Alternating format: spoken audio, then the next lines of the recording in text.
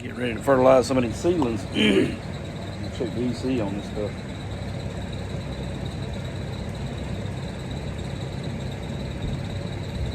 About 2100. That's what I'm reading.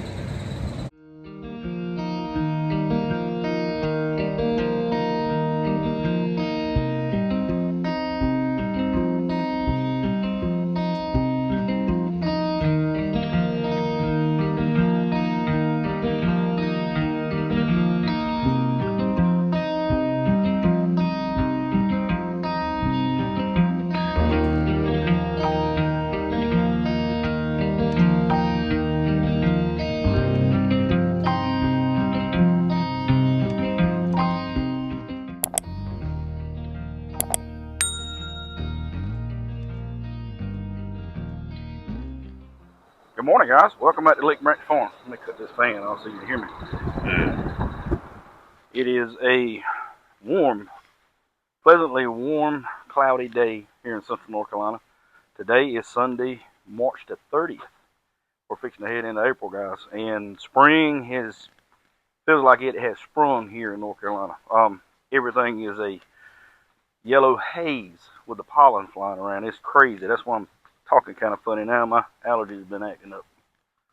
So in today's video, I want to talk a little bit about fertilization and irrigation and kind of give you an update on where we're at with everything. We're fixing to turn loose big time around here. April is a real busy month for us. Not only do most of our markets open up, everything starts going in the ground. Everything, squash, zucchini, all that good stuff starts going in the ground. Tomatoes, all your bell peppers, all that stuff starts going in the in-ground garden outside. So we've got to prep for that.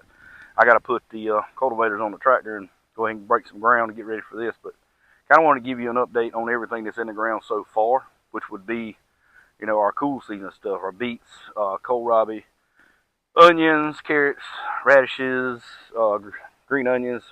These are candy onions. Those are sweet onions. We won't harvest them till May, maybe even into June sometime.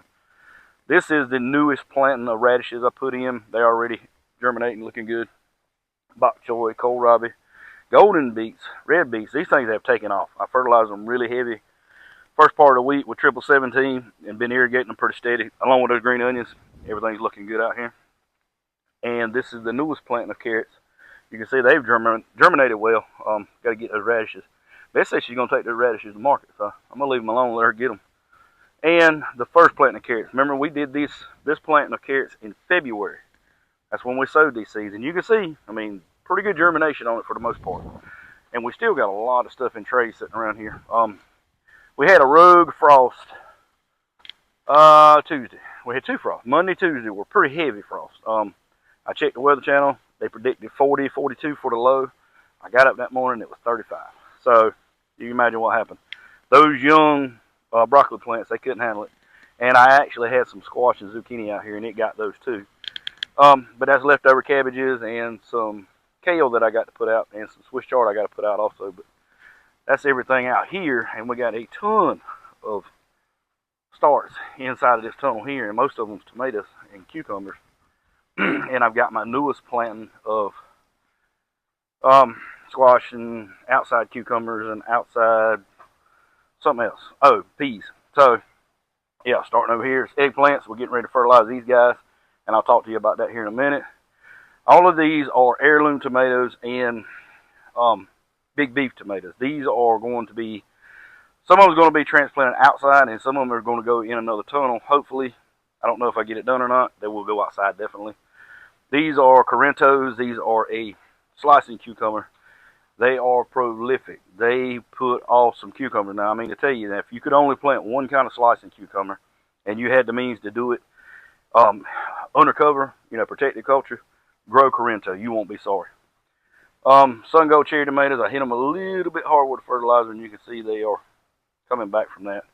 All of these are peppers, Carmen and bell peppers. Those are, I'm pretty sure they're Vanguards. I got Vanguards here somewhere, so I'm thinking that's it. Like I said, all of that is squash and zucchini and patty pants. All that. These are cucumbers. Like I said, I know I got peas in here somewhere, but yeah, that is going to be going outside. And squash is pretty fast. They grow pretty quick, so I imagine within 30 days they'll be going outside. I'm going to take you in a tunnel here, in a hydroponic tunnel, and kind of give you an idea.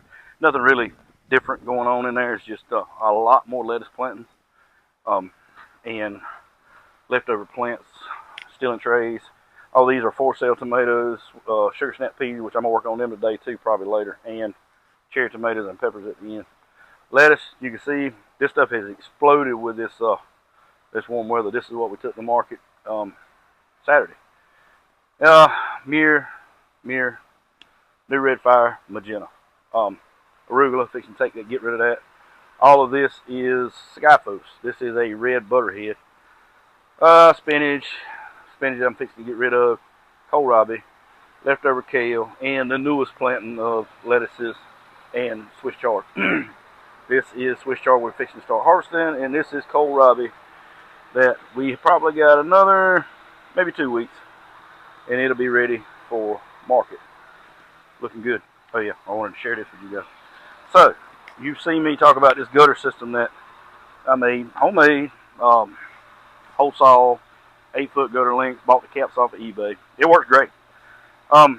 So when these things, the roots start filling these channels up, the end of it will, the water flow out of the end of it. If it doesn't go into that gutter, it runs down the side of the board, and you get a lot of dripping along the wall. And, I mean, that's okay. And usually what we do is just either pull that track in or out and adjust it to make it go into that gutter, drain into the gutter. Well, when these kale were huge monsters, you know, adjusting it, pulling it in and out, pulling out just a little bit too far, and the kale was so heavy that it buckled right here in the middle. You can see, and when it buckled, it busted it. So, if I could give you any advice, the gutter system works fine. Just be careful when you're doing that, especially with heavier plants. That's probably going to be your end result. Alright, so fertilizing. And you'll hear me say this several times. Back when I first started gardening, I didn't take into the account of the amount of fertilizers you use. All I went by was the directions they give you on a box, on a bag. And I know we all guilty of it. Just basically utilizing what they tell you to. And that served me well for a little while. But then I started messing with hydroponics, and I found out how important EC is. And that basically will tell you the amount of fertilizer in your water. And what I'm doing today is fertilizing these small plants, these seedlings. And, you know, we all know this, they can't take a huge amount of nitrogen. It'll just burn them up. They can't stand it. But I mix this small tank, and I hand feed them, basically. I take one of those small little watering cans right there, and I hand feed them. I basically go through and water them with that can. And what I'm looking for is about a 2,000 EC. And you can see that meter is at 2,040. Probably depends on where you're moving around in that bucket, but that would equate to a 2.0 EC.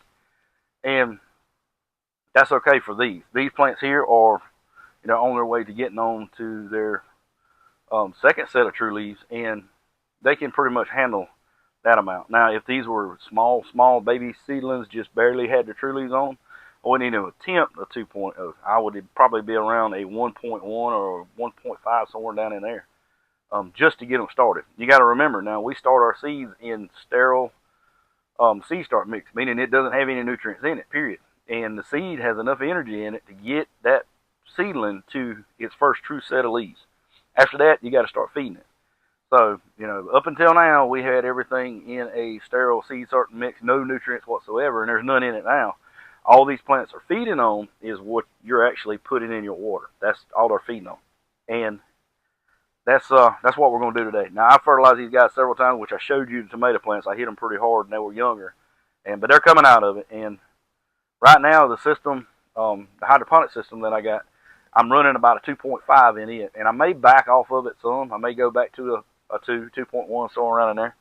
Because I'm starting to see a little yellowing around the edges of the leaves, like they're trying to burn. But I may back off of it, 1.82, something like that, until they come out of that, or until they start putting on a large amount of fruit. I've seen a lot of bees in here past couple of days, so I know they're getting pollinated really good. But I'm gonna get this watering can, and we're gonna start watering these guys, and I'm gonna show you the process that I use. May work for you. I mean, you may have something a little bit different, but basically you just go through and you saturate it till the soil has enough water in it that it can't hold anymore, and then you stop. You don't want to drown them. But let me get the watering can, we'll get started. Like I said, nothing really scientific about this. I'm taking a water can, I'm going to fill it up, and come over here, and like I said, we're just basically going to spoon feed them. You go through and make sure it gets saturated really well. Won't be long, it'll be time to get eggplants out. I mean, we could probably put them out now, but I still got a feeling we're going to get another rogue frost in before it's all said and done. Old timer told me one time, never put your tomato plants out until after the full moon in April. And I've wondered sometimes, you know, how accurate that was. And even though we've had some really, really cold weather in April, in fact, I've seen it snow in April. 9 times out of 10, the full moon is going to be kind of the breaking point for cold weather. Here in our grow zone, our last frost date is April the 5th. That's what the almanac says anyway, but like I said, you know how that goes. It's accurate to some degree, but a lot of it could just be a lot of guessing and going off historical data. But one thing for sure, you know, these trees and stuff's blooming and this pollen flying around, it's not very far off. I mean, it is right on the doorstep of getting ready to break out, and it's going to be important to have these plants ready to go outside as soon as it does, because there's a lot of work going to go into getting beds ready and getting everything rode up and ready for plants. Because even though we do have a long growing season and we can get multiple crops of a lot of stuff, you don't want to waste any time, because in this game, time is money. And you know, that could mean the difference of being 2 weeks late with squash or being 2 weeks late with tomatoes, and your competitors making money that you could be putting in the bank off of stuff you could have had started, or, you know, had on the table just with a little bit more work. But yeah, we're getting ready to bust loose on this other tunnel and get this other cucumbers and these tomatoes in. That's where a lot of this stuff in here is going anyway. But I got to get it out of here so I can put another row of tomatoes in here in this tunnel. Those Geronimos down there, and you can see they're desperately in need of nitrogen, light green as they are. Been watering with straight water for a while it's been as hot as it is in here. Alright, so, you know, with the seedlings, the fertilizing part of it, that's pretty much it. I mean, it's that simple. Just make sure that, you know, what you're putting in to your water to feed your seedlings, make sure you don't overpower them. That's basically all I'm getting at. And if you want to go by the direction on the bag and keep from having to buy an EC meter, that's fine. But you really won't be accurate with it, because you're guessing at, you know, somebody being right about telling you to put a tablespoon and a half or 2 tablespoons or whatever, when you can buy one of those probes. You can go to Amazon and get those probes for 20 bucks, and it'll tell you. And it's got a bunch of different stuff, pH meters, temperatures, and all that stuff. And it'll tell you exactly what you're putting on them. pH is important too, but I'm not going to get into that on this video, because, you know, for the in-ground gardener, it's not as important as it is with hydroponic growing, but it still serves a purpose. So we'll talk about that in another video. But I told you guys in the last one, when we planted this cabbage, that we were going to get out here and do a couple more rows and get some more stuff in. All of this is kale, curly kale, and during the spring and summer months, we sell a lot of kale. And I went ahead and put, I think there's 140 plants in these 2 rows. They're 16 inches apart, double rows, 72, 74 plants in each row. And I got the irrigation set up on it too. And I'm going to get out here today and probably do these other 2 rows to put the lacinato kale in. And then we're going to start with sugar snap peas and all that good stuff and get it going. But kind of give you an idea of what I use for irrigation. And they're simple to put in, simple to move. Is these 1/2 inch, and I use 1/2 inch and 3/4, so I bounce around all over the place. But I use these XL wobblers, and these things are absolutely great at the volume of water and the reach that they can get out. And I got them set up in pretty much all of my gardens. I got some on 100-foot lines, but those wobblers can put out a 1/2 gallon a minute. I don't know what the rating is an hour. I mean, I could figure it up, but right now, all of my timers, and I use 4 ways and 2 ways, All of my timers are normally set on anywhere from 30 minutes to an hour for each line. It just depends on the heat too. This week I've been running them an hour because it got up to 81 degrees yesterday here. So I'll give you an idea of the timers that I've got on these systems. And I get mine from Rain Point. And I'm going to be honest with you, I bought these timers last year, probably June, July. Had to be June, July. And I have not changed the batteries in them yet. And they still, I mean, they spot on. Haven't had any issues with one. I did buy one that got, it stuck. They got stuck on. And I had them irrigating early in the morning. They come on in the morning and, you know, get the ground good and wet before the sun come up. And then I got here that morning and it was still running. So I knew something was wrong. But I'll give you an idea of the four-way that I got. And that's this dude here. And it's basically cut off right now, but you can see it's got 4 zones, so you can run 4 lines. And I use it in the bottom down here in the big garden. And these are the 2 zone ones that I use. And I haven't got that one set up yet because I'm fitting to run another water line out here. But I do have these guys set up on the timer. 12, 1, and then 12 o'clock, 1 o'clock. And then 6 o'clock and 7 o'clock. So they come on for an hour a day in the afternoon or at noon and then later on in the afternoon. Alright guys, so me and Betsy got out here a little while ago and we got some more compost down and we got those 2 rows of lacinato kale planted. That's the last 2 rows of kale.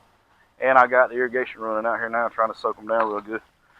And kind of give you an idea of what it looks like when these things are running. You see, it's got a pretty good pattern. See, the water's landing all the way out to here. And probably same on the other side. And it's hitting in the road where I'm standing. So, I mean, you can see the reach on these guys. And it doesn't take but 6 of these risers to actually do this whole field. That's how much they'll cover. You know, everybody's got their, I'm getting wet over here. Everybody's got their believes on drip irrigation and all that, and I do use it. I use drip irrigation, but sometimes in the heat of the summer, you cannot water enough with drip irrigation to keep it wet. I mean, to keep the plants happy. You'd have to put down 5 or 6 lines on one bed just to make it happen. But you know, I will use drip sometime throughout the year. Depends on the crop, but for the bang, you know, the most bang for your buck, those wobblers will do everything you need to do. And they're fairly cheap. I mean, those things may be 10 bucks a piece, 12 bucks a piece at the most. I can't remember, it's been so long ago since I bought them, but I had some mini wobblers one time and they did real well. It's just I needed something to get a better pattern, just to get it out there more, and that's why I switched over to these. So yeah, I think this is where we're going to end this video. Got 5 beds in so far. In a week, we got these 5 in. And that's going to be, you know, that's going to be some stuff we're going to need probably next month to go to market with and to fill the table with, because I'm going to stop with the kale and the hydroponic system simply because it gets too big and, you know, bulky and it's hard to manage, and switch strictly over to lettuce and, you know, greens and stuff like that in there, mustard, or not mustard, but spinach and lettuce in the hydroponic system in kohlrabi. And, you know, do the in-ground stuff. I mean, we can do that out here now that it's starting to warm up. But guys, if you have not subscribed to our channel, reach over here in this right-hand corner and click that subscribe button. And click the bell notification so you get notified every time we put out a video. Now that things are warming up, we're fixing to start throwing the plants in the ground. I mean, I got down there a little while ago and started disking on some of the big fields where we're going to put the squash and zucchini. And I'll take you guys down there during the next video and show you what we do down there. I got 7, well, actually I got 10 plots down there. 100-foot rows. There's 6 rows in each plot. That gives you an idea how many plants are going to be put down there. But I'll take you down there during the next video and show you what we're working with. As always, guys, we appreciate you stopping by. We thank you for watching, and we'll see you on the next.